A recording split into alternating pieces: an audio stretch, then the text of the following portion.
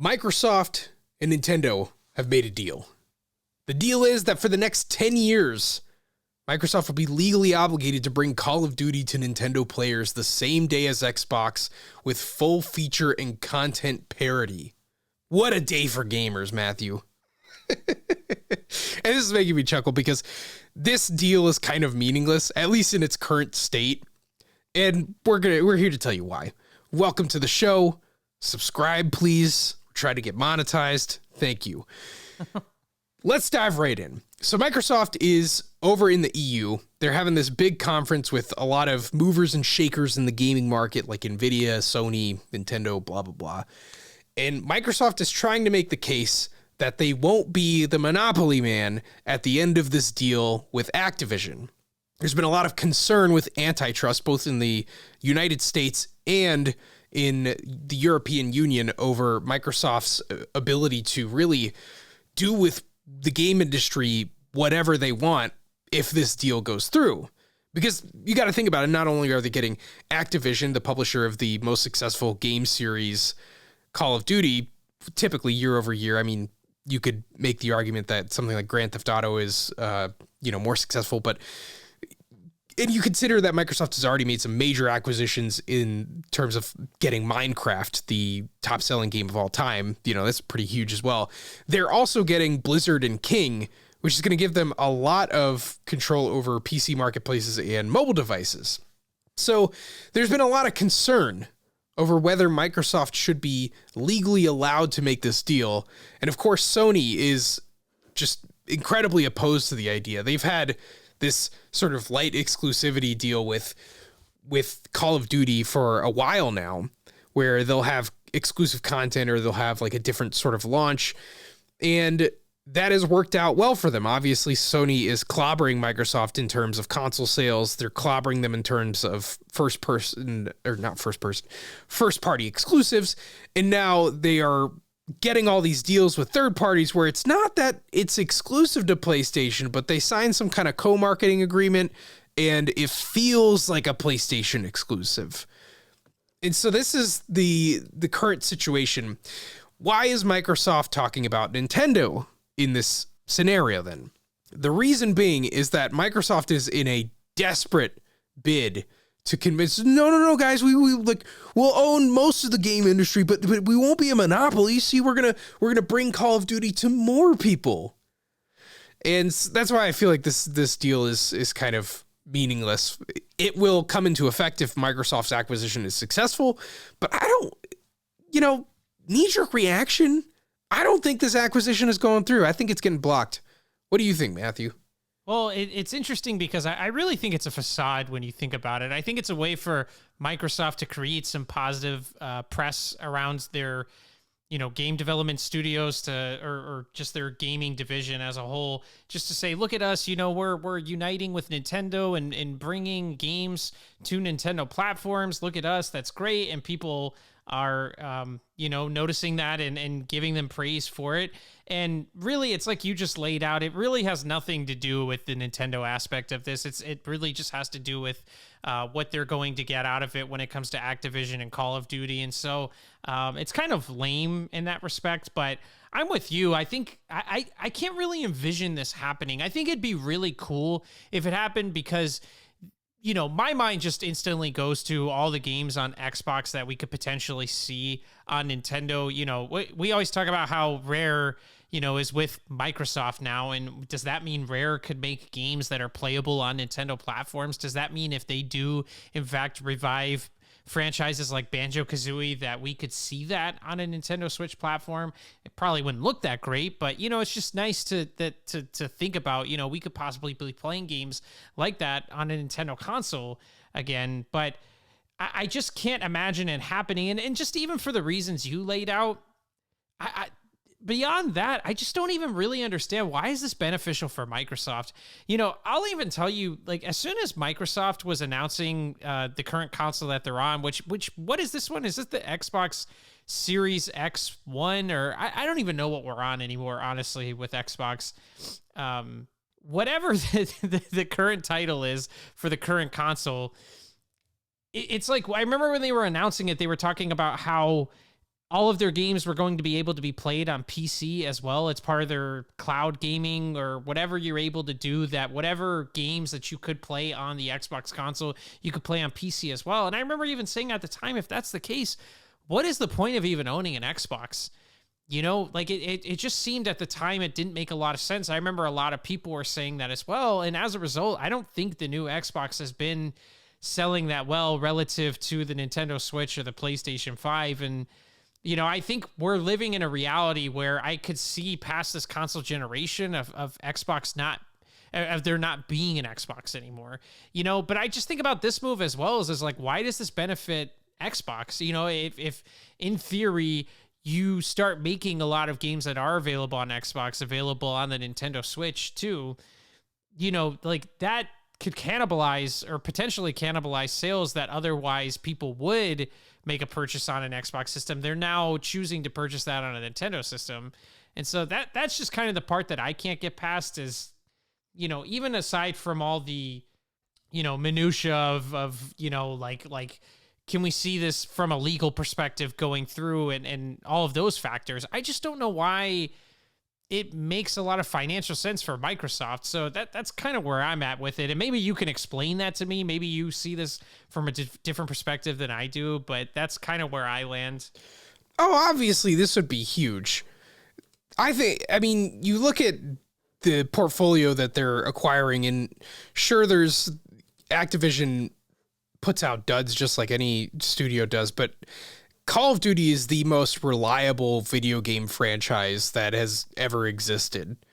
It is consistently chopping the charts every year come holiday when they release the new one. And now they've launched a subset of Call of Duty stuff in the Warzone mode that is much like Fortnite, games as a service. And while everybody is just absolutely perishing with their games as a service, EA is closing tons of them. It's not working out for Square Enix. Avengers never made a profit. There's a lot of value in a games as a service that is actually profitable. And with this constant update of there being a new Call of Duty game every year or two, as well as this side thing that is just living and breathing, constantly putting out content, that's huge. They would be going after this deal just as crazy if it was just to acquire Call of Duty. But then on top of that, you've got a lot of legacy IP that you can commission other teams to make. You can have an Xbox exclusive Crash Bandicoot, and that fills a void. There's no sort of cute platformer character. They had that with Super Lucky's Tale for a while, but trade that in for Crash Bandicoot and okay, we're cooking. Then we could do a Crash Team Racing and we have a Mario Kart competitor. And they could put all this stuff on Games Pass because the real win with all of this is to have this incredible library where they're not even really competing with Sony or with Nintendo. They just have this offering that is so much better that you want to just put down your money for Games Pass, and they build a Netflix-like business for gaming. That remains to be seen because Game Pass loses billions of dollars every year.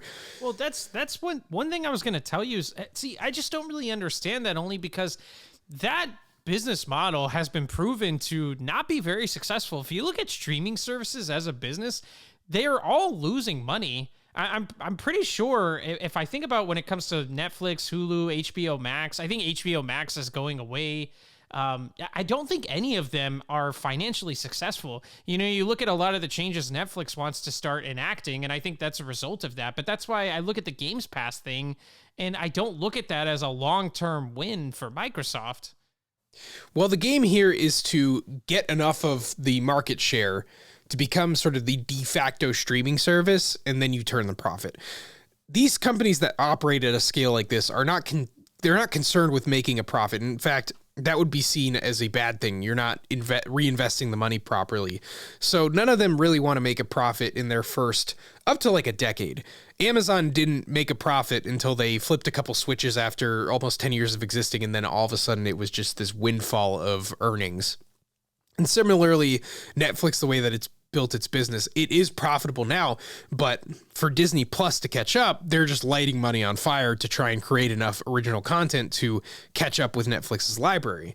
We'll see if that works for Disney, and obviously their own monopolistic purchases of Fox and Star Wars and Marvel is fueling that. But there's obviously a big thing to be had here. If they're like, okay, for the next 10 years, you guys can have Call of Duty, and they just make it slightly better. Maybe it's available a week early on Game Pass. Maybe you get certain content for getting it on Game Pass. There's a ton that they get for that, because if Microsoft was going to put Call of Duty on Game Pass, obviously that's horrendously expensive. But if they already own the property, then they get to profit off the game sales and have it as like a boon for Game Pass. There's a lot of value in this, and that's why they're trying to acquire them for such a disgusting amount of money. I mean, you even look at stuff like King. King is like a huge business that prints money on itself. Will the legal system eventually catch up to all these gacha games and all these terrible mobile games that, weaponize people's addictions to make money? Yeah, we'll see. But, for the time being, it's an incredible acquisition. The real discussion here is, will it actually go through? And there's an interesting write-up on this that is done by Chris String of gamesindustry.biz. I like the write-up that he does with it, but where he comes down on the whole thing is that he doesn't think that this is going to go through. The real battleground for this is the UK. And while that may be true, the United States is not having a great year for gigantic mergers. Breaking Points is a political show that does a great look at the antitrust case that is coming against Google. And what it comes down to is the personnel that are in charge of antitrust cases are much less pro gigantic business as they have been in the past. And so there's been much more of a challenge for these sort of acquisitions this year as compared to years in the past. And so I don't think this is kind of a slam dunk like you might have assumed it would have been if this acquisition was happening 3 years ago. I don't even think that the acquisition of Fox by Disney might have been something that went through if this team was in place beforehand. And, not to turn this into a political show, I am very ill-equipped to give that sort of message.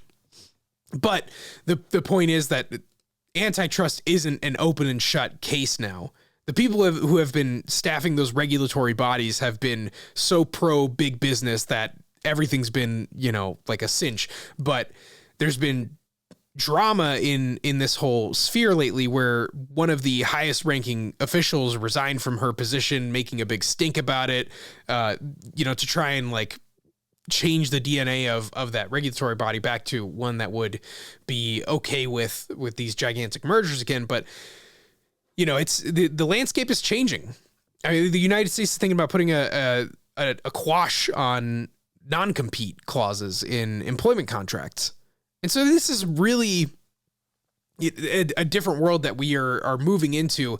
And the idea that one of the top 5 biggest companies in the world is going to just take over the gaming industry is something that regulatory bodies are going to be looking closer at. Now, all that being said, you look at the scoreboard and big business usually wins, but this might just be a little too far.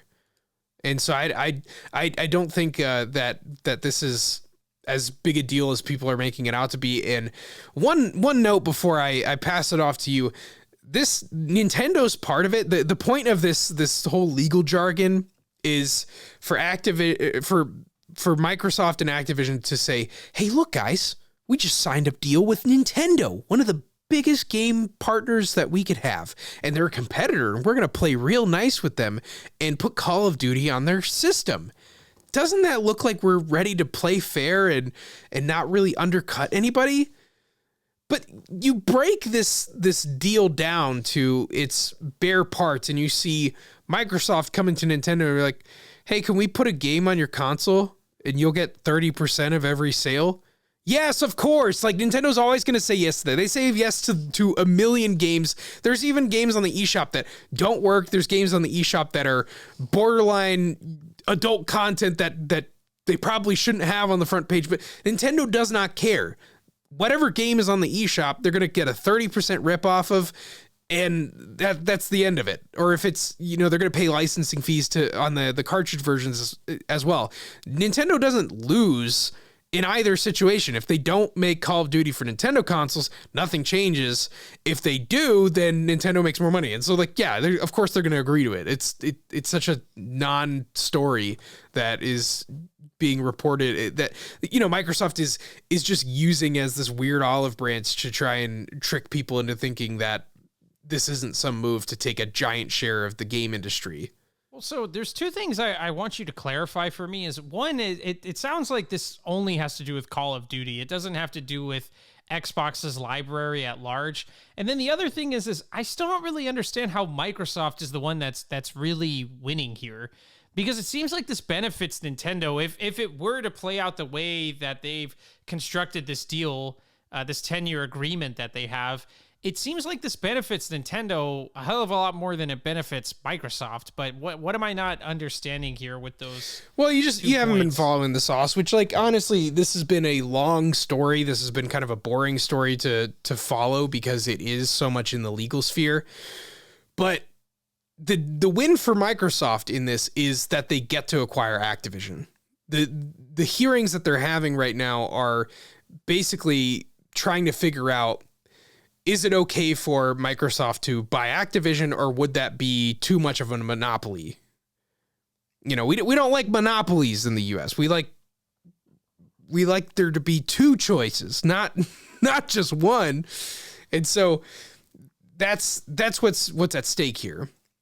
Microsoft doesn't sure, what Microsoft wants to do is to get on the other side of this and sell Call of Duty exclusively on Xbox.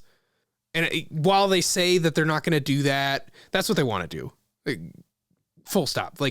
If they get Call of Duty exclusive on their console, I mean, that's like having Pokemon exclusive on your console. That is a system seller right there.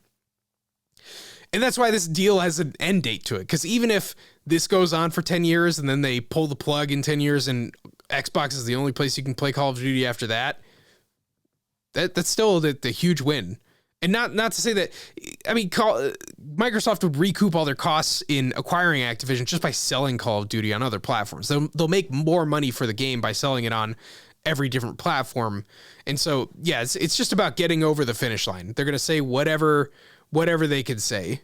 Yeah, and I guess it doesn't really, they're not really competing with Nintendo in the sense that, if you did sell, let's just say Call of Duty, whatever new title is released, and it's day one for the Xbox Series X and the Nintendo Switch, you're not really worried about the, Nintendo Switch taking too much of the business away from the sales of Call of Duty, just because most people are going to prefer to play it on Xbox over the Nintendo Switch version anyway, because it's going to be so much higher fidelity than what you're going to get on Nintendo. And so I guess that's probably the win they're looking at here, is that by using, we're able to use Nintendo, to say this isn't a monopoly, but we're also not worried about them competing with us when it comes to the sales of Call of Duty. Yeah. And I mean, it would be annoying to have to make a Switch ready Call of Duty, because whatever Nintendo's working on next, it's probably not up to par with what's available on PS5 and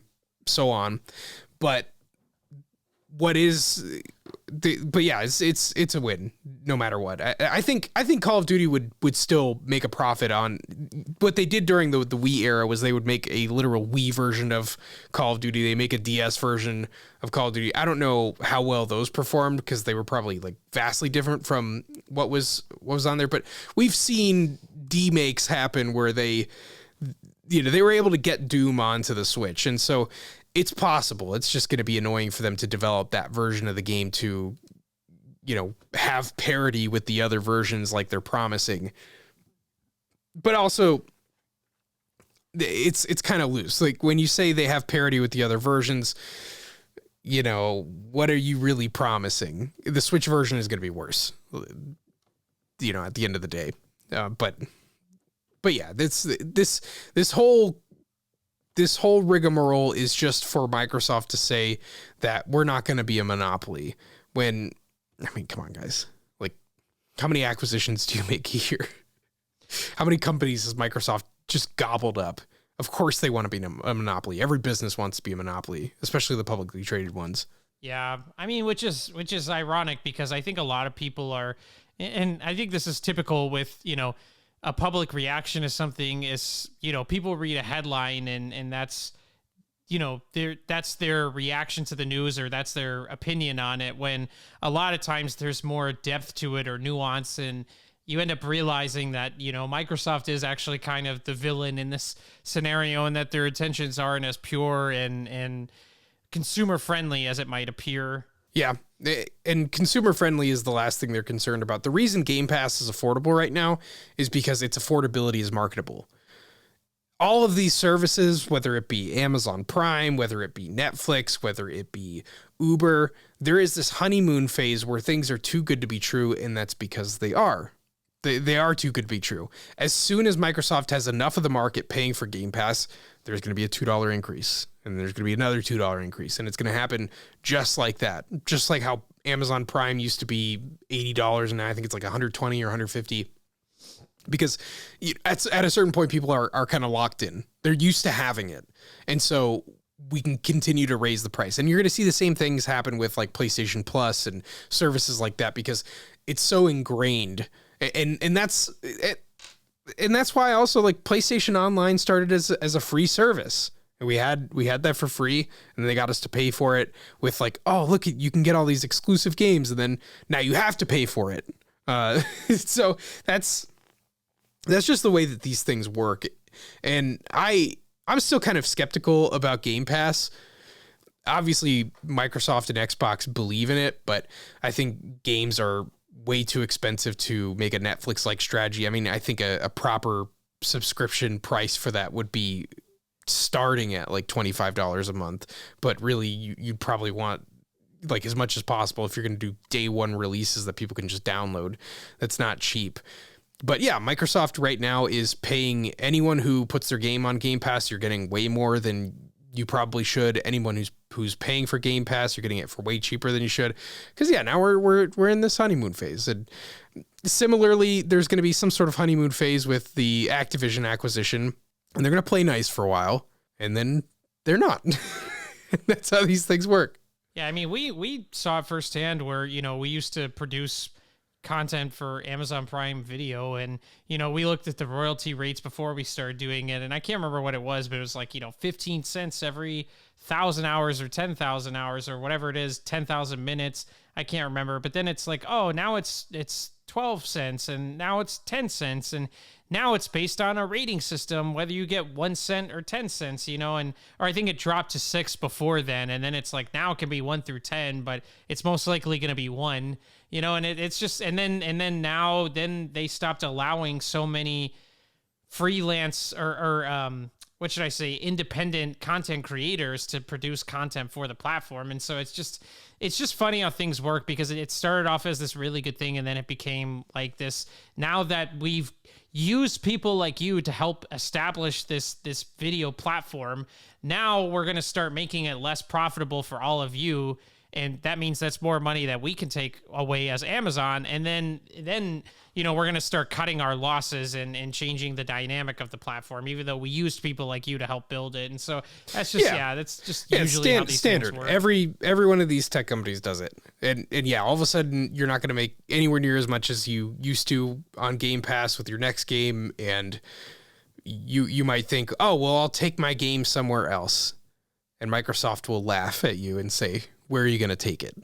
And that's the point of all this, is to have such an offering that no one wants to compete with you, or at most you have one competitor. And that's why they're promising to put Xbox games as available to stream on Nvidia's game streaming service, but that's because they don't see them as a threat. They just don't. And at the same time though, I find this tremendously interesting. I think it's fascinating the direction that Microsoft is trying to take the games industry, because it's been, honestly, it's been the same forever, and it's probably due for some changes in how we price games, as we talked about in one of our last episodes with Zelda being $70. I think it's time for games to have just variable prices again, we're seeing some light interest in that from Sony, but it's time to modernize some of those things. And yeah, I mean, we'll see how it happens, but I haven't gotten your take. You think this merger's going through, or you think it's gonna die in process? I mean, I don't know if I can say for sure one way or the other, because it's like you said. I mean, it seems like people are starting to crack down on these antitrust, lawsuits and everything like that. But at the same time, we know that in the end, big corporations typically win, and because Nintendo wants it, and because they've gotten Nintendo, one of the other, two of the three major video game companies in the industry are all in on this. The only one that's going to oppose it is Sony. And so, I just think, with that being said, and the fact that typically these things rule in favor of giant mega corporations, I just think it probably is something that, even if it's not right around the corner, it's probably one of those things that's bound to happen. It's inevitable that it's going to happen at some point. And so I would say it's I would lean towards this will probably end up being a thing at some point or another. But I'm disappointed because, like I was saying at the beginning, I thought this meant that, we could see some games that are being developed for Xbox on Nintendo platforms. But it seems like this all really has to do with Call of Duty. And I don't know if, maybe I need to do a little more research on it. I don't know if it means that other titles of theirs will be available on the Switch, but from what I gather, it just seems like this is all, like you're saying, just a ploy for Microsoft to try and pull Call of Duty away from Sony, which will, shift the what's the term? I forgot the scale of power, or the shift of power, whatever that is, but that'll definitely help Microsoft get back into the things as far as competing with the other two major companies, because I think, like I said at the beginning, I thought Xbox was kind of on its way out. I thought even this Xbox we got in this current console cycle was, I didn't even know if that was going to happen. I just feel like as time has gone on, it's been proven that Xbox just falls in this weird place of it doesn't, what's the term I'm looking for? It doesn't appeal to the crowd that typically likes Nintendo consoles. And then, it appeals somewhat to the crowd that likes Sony consoles. But, Sony has this kind of best of both worlds, or had for a long time, this thing going on where they have some of that Nintendo appeal as well as some of that appeal that, in the space that Sony and Microsoft occupy. And so I think a lot of people have just been of the mindset of, I'm either going to buy a Nintendo console or I'm going to buy a Sony console, but why buy a Microsoft one? And I think the only Xbox that hasn't lost money was the Xbox 360, and it barely broke even. And I think even then they still lost money on it because of the whole Red Ring of Death debacle, And so I just think it's one of those things that I just thought for a long time, like, I don't know how much longer we're going to see Microsoft competing in the gaming space. So it seems like they are investing a lot into this, though, because with this kind of move, I think this changes the landscape, exponentially. But yeah, I if I had to give an answer, I would say, yeah, it's probably bound to happen at some point, which, again, I thought it was cool when I read it. Now, after you kind of broke it down for me, it sounds like this is pretty lame. And I hope it doesn't happen, because I really hate the monopolization of things. Like, it's just bad for consumerism. It's just bad for, quality products, because, when everything is under one roof, it's kind of why I say criticism is important. People don't like criticizing things, but when you lower the bar, and when you've lowered the standards and everything just comes from one place, you don't really have anything to compare it to anymore. It's just bad all the way around, whatever way you slice it. Yeah, I don't think Xbox is ever on their way. I mean, maybe at some point they choose to call it quits and just shift over to PC gaming. But you got to think of, like, they make the operating system that all PC games are played on. Like, they are in the gaming industry forever. But Xbox One certainly underperformed the PlayStation 3 by a wide margin. That success from the 360 was not carried over. I don't imagine they would have lost money on the 360. It probably was expensive to do that that quality program, but all the money that they were making on third-party game sales and peripherals and stuff like that. Yeah, I mean, that was the golden years of the Xbox brand. What I think they're doing here is not necessarily trying to get back in the game and compete with Sony on number of systems sold or anything like that, because this is Microsoft. They're not primarily a hardware company. They are a software company. And that's why they've never cared about putting the sales of their Surface products or their line of Microsoft branded hardware to the forefront. Sure, they do that, and I'm sure the profit margins on that are wonderful, but they're okay with putting their operating system on whoever wants to make a product with them and pay the appropriate fees to get it on there. And that's how they have dominated the computer software game. But what they want to do with the games industry is sort of the same thing. Now, if they acquire Call of Duty and they go to Sony and they say, we're not putting Call of Duty on your system unless you let us put Game Pass on PlayStation 5, that's a real bargaining chip. And that's a huge win for Xbox, because if they can penetrate that and they can get Game Pass onto the PlayStation 5, that is huge. That is huge, because every PlayStation 5 console is an opportunity to spend money with Microsoft, and they didn't have to manufacture a product and ship it somewhere and yada, yada. You get the picture. If they can do that with Nintendo, that's huge, especially with the Switch. To think that you would have a portable version of Call of Duty, that's awesome. And I know the Steam Deck exists, but Steam Deck is really niche. And likewise with even mentioning Steam Deck, Gabe Newell commented on them having the same 10-year agreement, and he just kind of ignored it. It's not necessary to make that promise to Steam. Steam doesn't care if Call of Duty's on there or not. But at the end of the day, there's plenty of other avenues to make money with it. And, obviously, if it's going to be on PC and whatever, like, the real win here is not necessarily Microsoft getting back in here and selling some more Xboxes. That's tertiary to their main goal of maximizing profits through their software. And so yeah, I mean, it'll be interesting to see how it shakes out. I don't think it's going through though. I think just what's going on in the world right now, I don't know, but far be it from me to count a multi-billion-dollar company out of the game.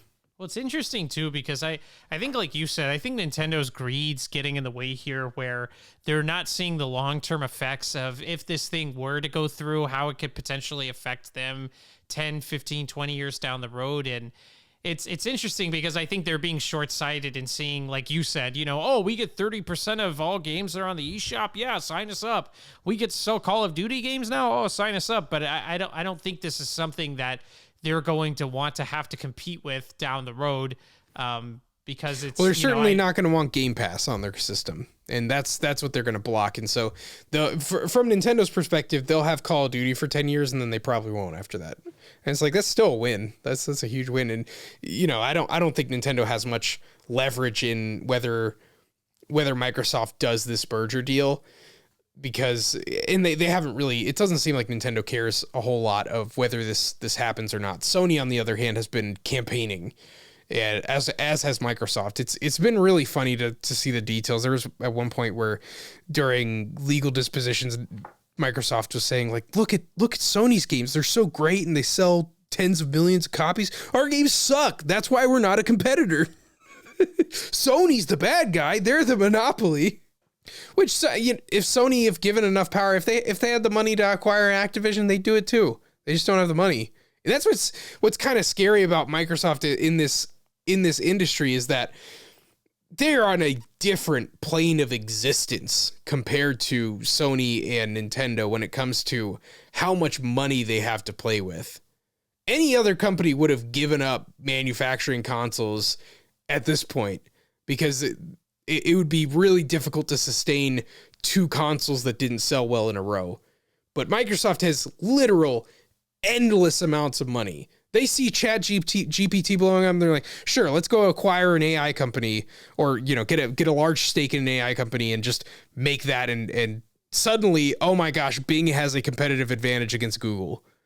they have so much money to play with. Yeah, I think the thing is because like people forget that Microsoft, it's kind of like how Sony is known for other avenues in business as well, but with Microsoft, I mean, gaming is, I think, really the last thing on their list of priorities, or where they make most of their money from. I mean, this is a cute little thing they do on the side. Yeah, I mean, it's so far down the list of where they make the most bang for their buck. So, I mean, that's why they just have so much capital to play with. But I will say that the lamest part about all of this is the kind of arms race that's going on right now, just to see who can take control of Activision for Call of Duty, simply, which is just, I don't know. When I just think about it, it's the lamest thing. I mean, look, maybe we're out of touch because, and we might get flamed in the comments for this, but I'm sorry. I think Call of Duty, it just surprises me that it still has the appeal that it's had for so long, because I just don't think the games have evolved very much. You know, the whole military, like, yeah, man, we're a bunch of guys, and, you know, you press R2 to shoot and circle or B to throw grenades and L1 or 2 to melee. It's just that formula to me is just so tired at this point that it just amazes me that these games sell as well as they do. But then again, I really don't have faith when it comes to consumers in the video game market anyway, because these are the same people that still buy NBA 2K and Madden every single year. And it's funny because, you know, the EA just released some statements saying that the next Madden or 2K for them is going to be a make or break. I think it's 2K actually, a make or break for them because of how vocal the audience has been. And then all these people were commenting, they're like, man, they don't care. Look at how much these games are selling. It was still in the top 5 of highest sold games for the previous year. These people have no standards. Like I mean, like Madden and 2K, the graphics, the people in them literally look like GameCube and PlayStation 2 graphics, and the gameplay doesn't evolve very much from game to game, and they intentionally hold resources back from game to game because they got to have something for the next one and the next one and the next one. It's the same thing that's gone on in the smartphone industry for so long. And so it really is disappointing to me when you look at this battle that's going on to see who can take the reins of Activision first for Call of Duty. I mean, like, I don't know, man. It just really bugs me. It's but like you have to understand, this would be like acquiring Pokemon. No, I mean, but that's my thing, is like, you look at Pokemon and look at how terrible Pokemon games are now, like how awful they look, and look, they look like they belong on systems from, you know, 2 decades ago, and yet it's some of the best selling, it's the most popular media property in the world. It's some of the best selling games on the Switch. Like, it's just disappointing that the games that seem to lack the most quality just really take off, you know, as far as how well they sell. And I just don't get it, man. I really don't. Yeah, I don't think that. I mean, Call of Duty is just like FIFA. It's just like 2K. It's part of that staple of games that non-video game people play. And so it has just a wider market. And at the same time, for the hardcore people, they do enough with every new game to change it up enough to kind of have it fresh. People like to clown on annualized game releases, but I don't know, man. I think if once a year I'm spending a couple weekends playing through the new campaign of a video game once a year, like, that's fine. It's not anywhere near as constant as other forms of entertainment where, you know, I don't know. You could say that about a lot of forms of entertainment where it's just like, they just won't stop. They won't take a break. Every year we have another Super Bowl. Come on, guys, enough with that. And I don't know. I think, like, while it's funny to kind of meme on them, and Call of Duty's had some duds, I think getting a new version of that thing that you like once a year is kind of cool. That being said, they're also, I mean, Call of Duty is the big one, but yeah, you're like I mentioned before, you're getting Crash Bandicoot, which would be a great hole to plug for Microsoft to you know, kind of appeal to a wider demographic. Maybe they could put the money and talent behind Crash Bandicoot to make it a household name again. That could be pretty, that's a pretty huge opportunity. They've got Overwatch, they've got World of Warcraft, they've got a mobile game empire. It's a lot more than Call of Duty, but Call of Duty is kind of the sticking point because it is, you know, if they were to bring that in and have that be a exclusive, that would be huge. You know, it's such a huge game. The franchise has outsold Grand Theft Auto, is what I'm seeing now. And sure, there's way more Call of Duty games to get there. And that's why, you know, the true value in a franchise can kind of be seen, you know, like Minecraft has had 238 million sales as opposed to Call of Duty's 425 million. That's much more impressive because Minecraft is one game. Or if you look at Mario Kart has sold 169 million, and you know, there having only been like 8 Mario Karts when I don't know if you could count how many Call of Duties there have been, but there is a large portfolio that they are acquiring here. A lot of leverage in licensing deals. Activision kind of lost the plot on making games like Spider-Man and things like that. So they don't have access to as much IP as they used to, but at the same time, it's quite the portfolio. Yeah, it'll be interesting to see how things shake out with all of this, but you know, it's even interesting. You look at their website and you scroll down to their featured games. 3 or 4 out of 6 of their featured games are Call of Duty. That's how big Call of Duty is. And then outside of that, they're advertising Crash Bandicoot and Tony Hawk's Pro Skater. No, I mean, it makes sense. And look, I don't want to confuse what I said earlier with, I'm not saying Call of Duty quality wise is on the same level as Madden or 2K or Pokemon Scarlet and Violet or anything like that. It's certainly a very high notch above those, but I just think, like, do you remember when we used to get Call of Duty games, what seemed like every year or two? And I mean, I would ask people, because I have a million friends that play Call of Duty religiously, and you know, I work with somebody right now who's a big Call of Duty fan, and he tells me, like, it really isn't much that changes from game to game. The reason everybody migrates to the new game, it's how you still keep playing with everybody online. That's why I told you before when we were talking about sales of games, to me, like, a game like Splatoon or Smash is always going, or Mario Kart, for example, is always going to sell really well from game to game because it's the only way where people are going to still play with a large majority of the players, because if they stay on the old game, well, everybody's moving to the new one. And so that's how you continue to play with everybody. And so it makes sense why, but I don't know, man. I just think Call of Duty compared to, I don't know, you just look at a lot of the games we get these days, like a Legend of Zelda Breath of the Wild. Like, I'm not even the biggest fan of that game, but you know, you just look at stuff like that and how it pales in comparison to Call of Duty, which, well, I don't know. Breath of the Wild, what did it sell? Like 27 million? What does Call of Duty typically sell? Is it like 30 million, 40 million? I'd have to look it up, but I mean, generally, like, so like looking at the best selling, they've had 31 million as like their best selling game with Black Ops. Okay, so people love Black Ops, man. People love Black Ops, but it's just so consistent. You know, you can always bank on Call of Duty having just an incredible run. It's probably going to do 20 million plus, which, yeah, I mean, that puts it in. I mean, and this is them selling games outside of the Switch era. This is them selling games outside of, like, really as gaming has got more popular. Yeah, I mean, you know, any company would kill for these sort of sales. I will say that it is technically more impressive that Breath of the Wild would get similar numbers because that's only on one system, whereas Call of Duty is multi-platform, but I digress. Yeah, I mean, I'm going through a list. I mean, there's a top 10 list of best-selling Call of Duty games, and I mean, they've had multiple games hit 30 million copies. I think 4.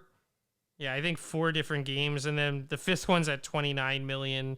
I mean, like, I think in the top 10, the lowest one was 19 million copies. So, yeah. I would also say they're probably making a ton of money off of their Warzone offerings as well now. So, I mean, that's what I'm saying. It's like having Fortnite combined with a game that sells as well as, like, The Last of Us.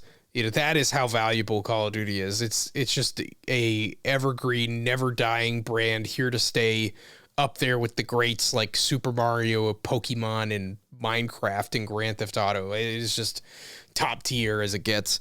But, you know, we'll see what happens here. That's why I don't feel like it's happening. It just doesn't look good from a regulator's perspective. At the same time, I'm sure Microsoft has quite the lobbying arm, and so we'll see how it cracks out. But what do you think?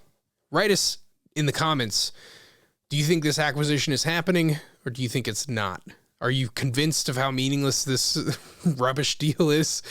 Let us know and subscribe to the show.